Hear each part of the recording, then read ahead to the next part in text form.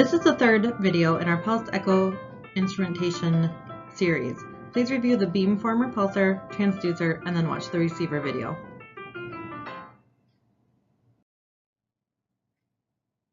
So moving forward through our components of the ultrasound equipment, we started with pulsar, went to the beamformer, went all around through the transducer, body, back to transducer, back to the beamformer, and now we're headed out to the receiver. The receiver is where the pulses are sent for processing. There are 5 receiver functions, those being amplification, compensation, compression, demodulation, and rejection. We're going to cover those in this lecture.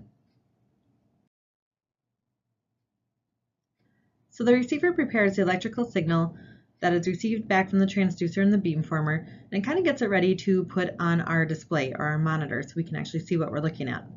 There are 5 receiver operations, and they must go in this order for proper function.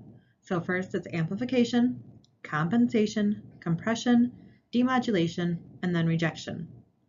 If you need a cue to remember these, know that they are in alphabetical order for the order that they go in.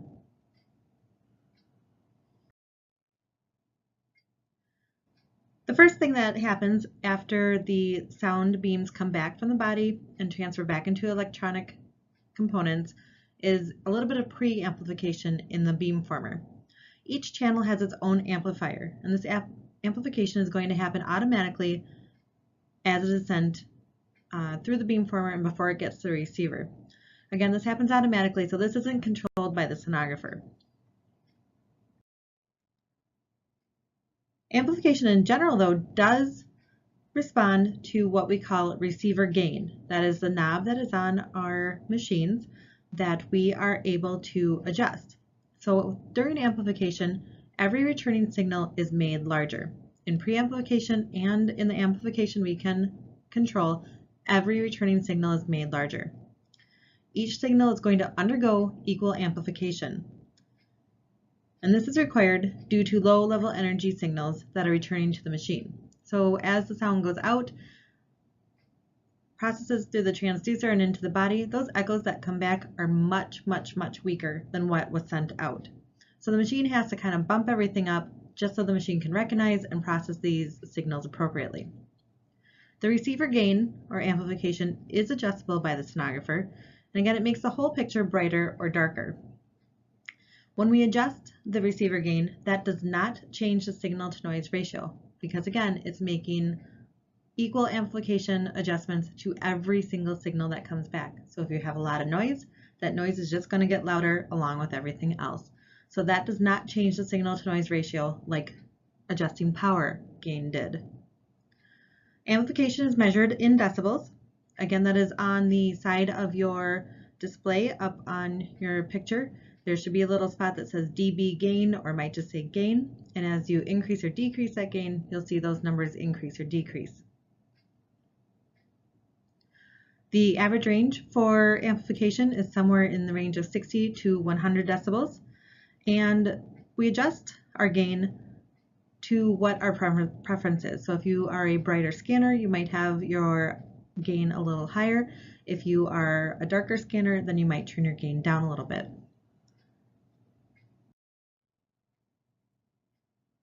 When we increase the amplitude or the gain of the signals that we are receiving back, it undergoes the decibel changes that we've learned about previously.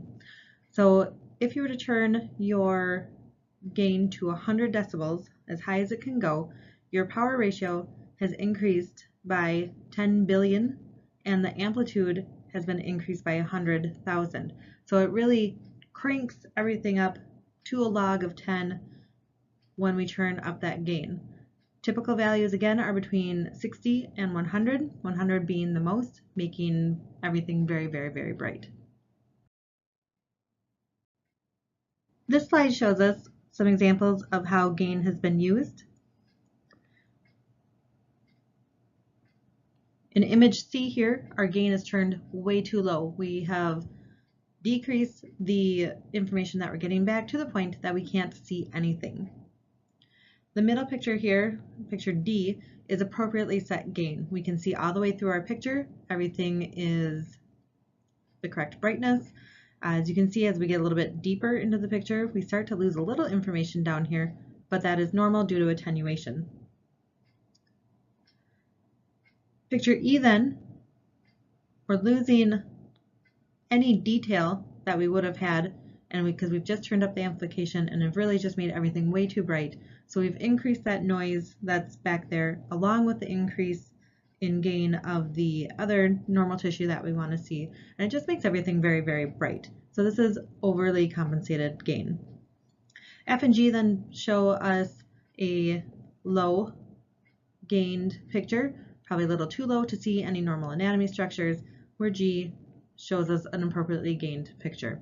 So again, gain is kind of subjective to the stenographer who's running the machine, but there is a point where we can balance all the grays in the picture, see things appropriately, and that's really what we're aiming for. After amplification comes compensation. Compensation is going to adjust the picture to account for attenuation. As we saw on the last slide, we're losing a little bit of information towards the far field.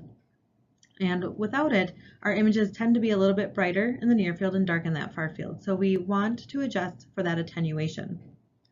When we have proper compensation, we're going to create an image that is uniformly bright from top to bottom. Oftentimes we focus too much on the top of our picture and that ends up being a little bit brighter. Anything under our area of interest tends to be a little bit darker. So by using time gain compensation, those little knobs or slider bars on the side of our control panel, we can tell the machine, reduce this a little bit, but increase this part for how bright it is being displayed. So compensation is adjustable by the stenographer. Again, it's known as time gain compensation, or TGCs. This is also measured in decibels. And just like the auto amplification, the machine actually does have some auto compensation as well, but we do have control over most of it. So compensation and TGC curves, you need to know the anatomy of them, so this slide goes over that.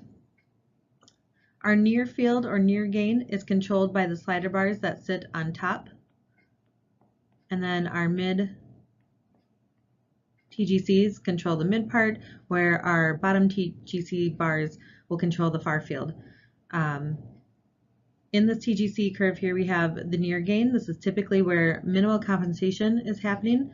There's going to be very little attenuation at this point, so that's not going to be noticeable. So we really don't need to compensate for any loss of sound at this point in the near field. The delay begins then once we start churning either direction, either going darker or brighter. In this case, we're heading brighter.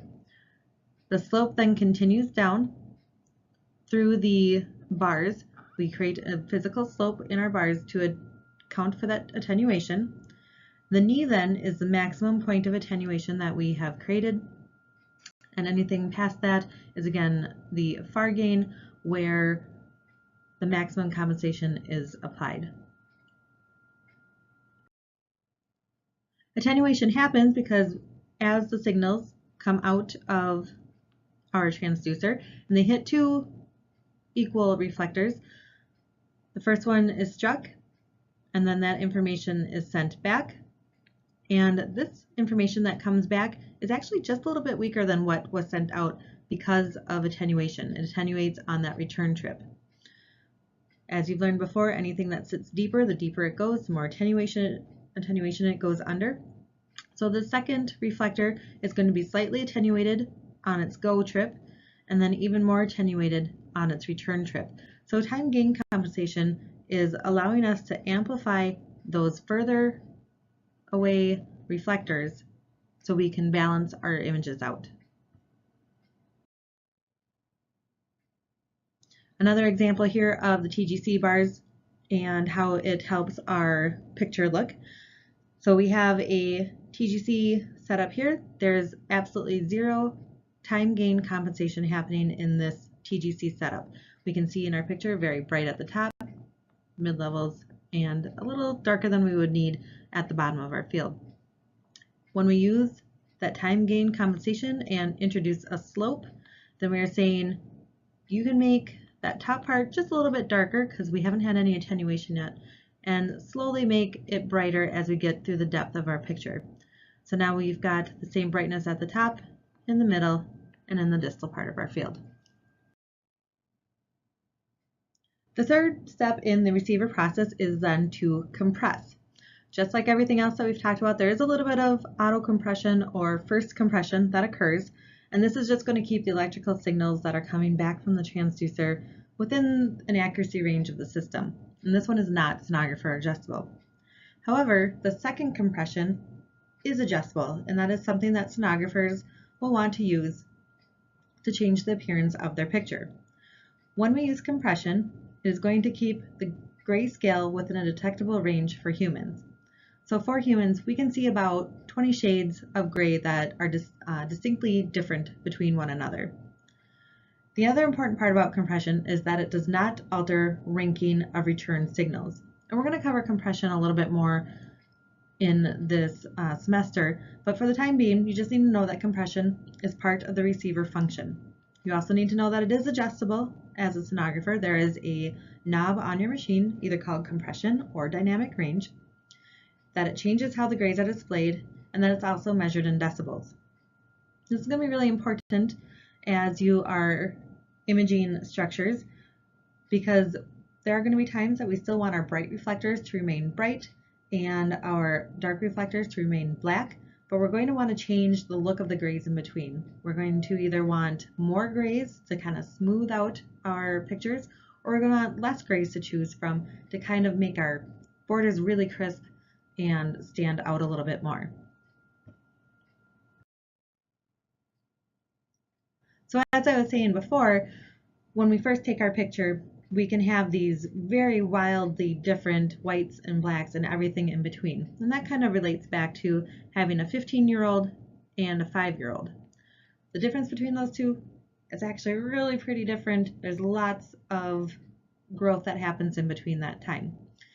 However, if we were to compress that, even though we're amplifying everything by 15 years, it ends up compressing itself, because when that 15-year-old turns 30 compared to the 20-year-old, there's not really that much difference anymore. There's kind of a cap in how much we grow and what changes in our formative years. So just like it happens with aging, with ultrasound, we are just kind of bringing everything a little bit closer. Everybody's on a little bit more even playing field when we compress.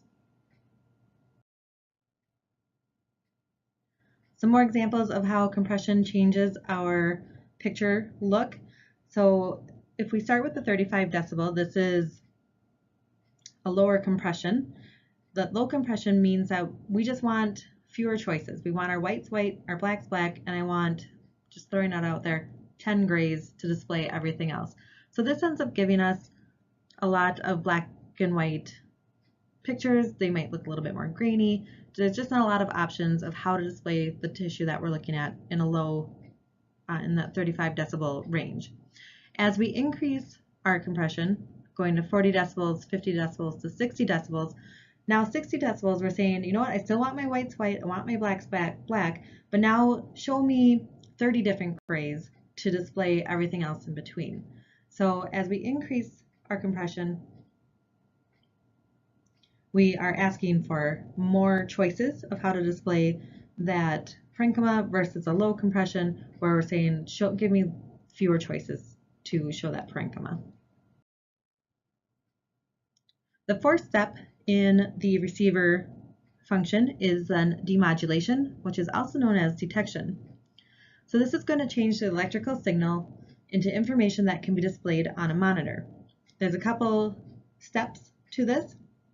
The first one is rectification, and this is going to convert negative voltages into positive.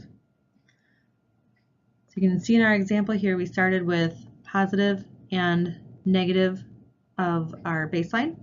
Rectification then is going to take all of those negative parts and flip them up onto the positive side. So now we have all the lumps and bumps of our wave up on the positive side. The second part of demodulation then is to smooth or envelope that information.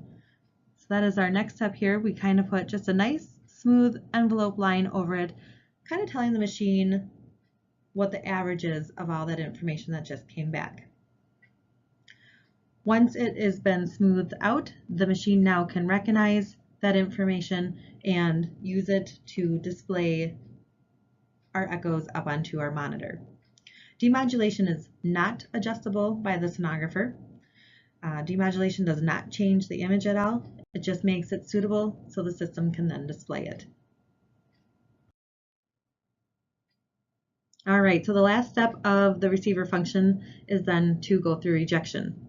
So this is when the machine and the sonographer decide if the very low signals that are coming back, if they're important or are they just extra noise.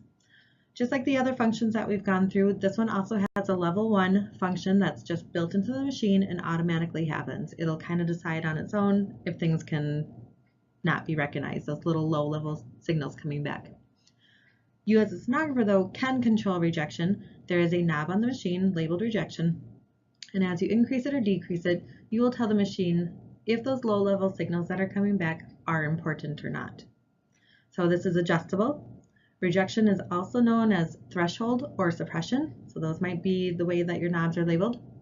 And what they're going to do is remove any low-level echoes, leaving only the important echoes. So again, bright reflectors are still going to remain bright, but all of those kind of low-level, low-gray, weak signals that are coming back, we can tell the machine, you know what, I don't really need those, take those out, I want my picture to look a little bit more crisp.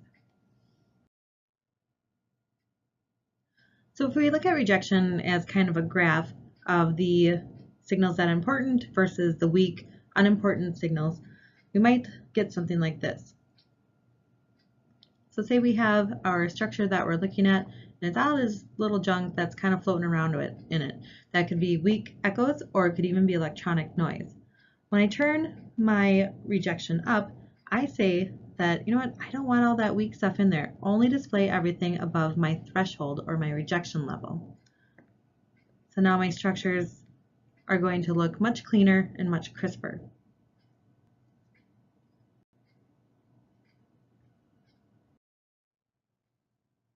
All right, it's time to test yourself. Number 1, match the following functions with what they accomplish.